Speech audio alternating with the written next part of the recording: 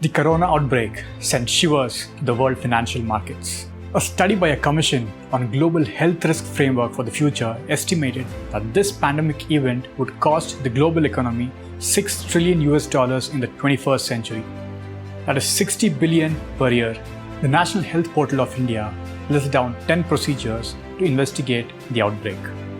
This includes preparing for fieldwork, defining and identifying of cases. From the cases observed, it becomes apparent that mass gatherings in enclosed areas becomes an ideal place for the virus to spread. Preventions. No vaccine is currently available to prevent COVID-19.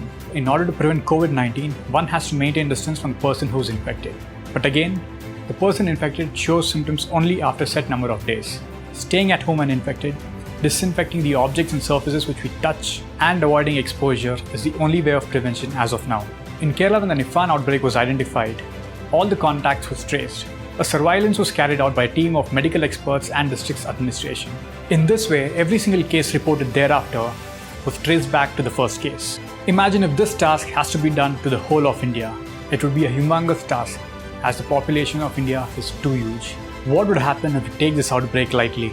The countries most affected by this outbreak is Italy, Iran and Spain, not even China. It is because that these countries took social distancing lightly, the price is being paid. The number of people infected and the number of beds and the isolation available is very less. The population density of India is much higher than these three countries. So just imagine how quickly the virus could spread in India if we don't take social distancing seriously. When two people are infected in Italy, the doctor will have to choose whom to provide medical assistance and whom to let them die. And if corona outbreak is too harsh on India, we would not get proper medical facilities because the number of beds available in India is very less compared to even a fraction of the population. So let us not bring this situation to India and let us take social distancing seriously because India is more densely populated than these three countries. So what are the measures taken by the government? Visa to China is cancelled. The Indian government evacuated more than 650 Indian nationals from China. Airport screening is being carried out. New laboratories have been set up. Test the samples. PM Modi called up SARC meeting to fight this pandemic. To meet the rising demands of health workers in airports, doctors, paramedics and nurses are being deployed. But not everything can be done by the government. The responsibility of a citizen plays a very important role in bringing down this pandemic.